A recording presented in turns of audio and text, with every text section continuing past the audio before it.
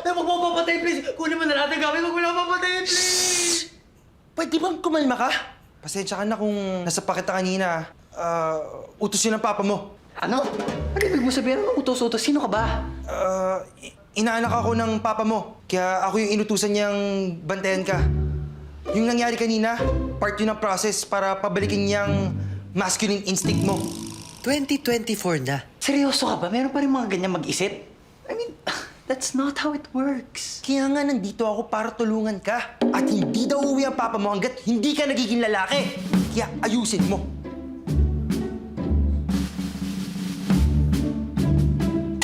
So bakit absent ka kanina, Ber?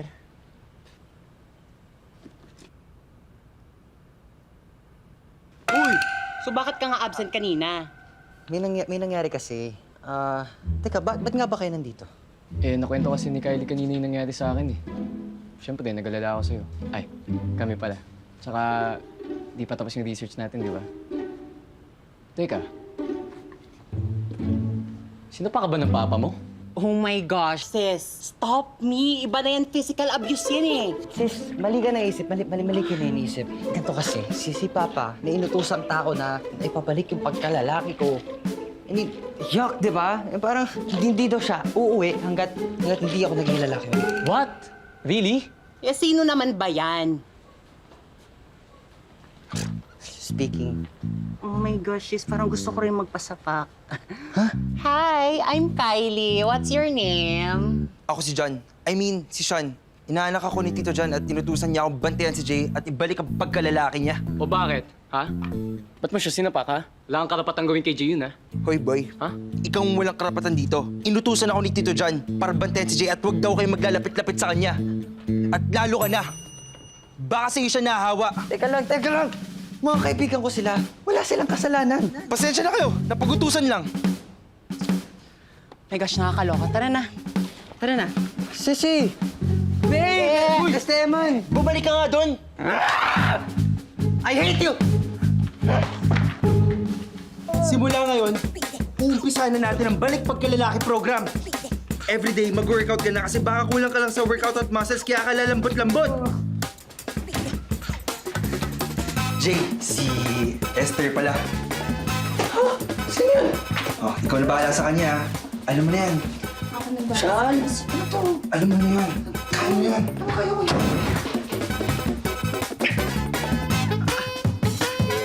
Sino sabi pwede ka uminto? Continue! 1, 2, 3. Sige pa! Kaya mo yan!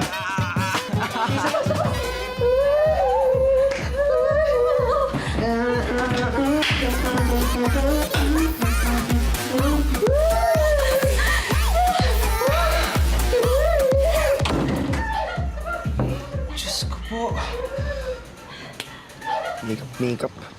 Wala na akong kwenta.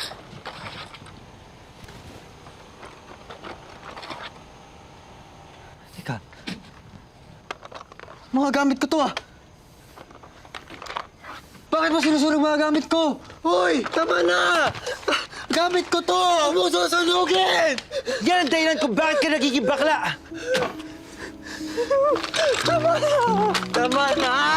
Tama na! Tama na! Please! Tama na! Alam mo, wala kang pakialam kung ganito ko dahil walang mali dito. Buhay at pagkatao ko to. Hindi mo mabuburahin na basta-basta sunugin lang mga gamit ko. Mahal na mahal ko yung mga yan.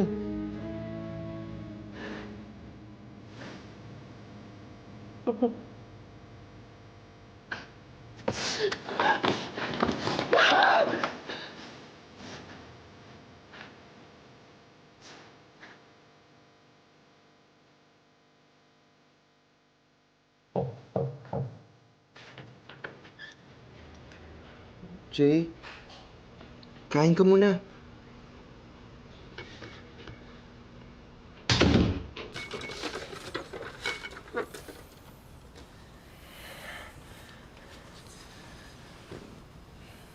Sorry ah. Gusto ko lang naman na... Sinubukan ko noon. Pero na-realize ko na hindi ko kailangan yun na dahil mali.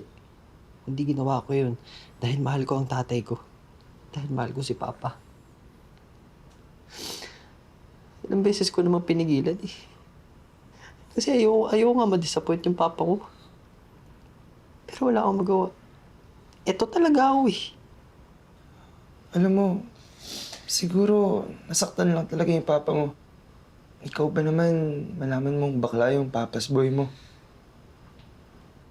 Alam ko nasaktan ko si papa. Pero alam mo yung mas masakit?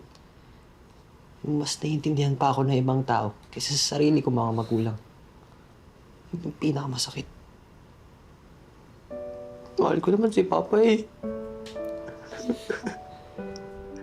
Mahal na mahal ko si papa. Mahal ko ang papa ko.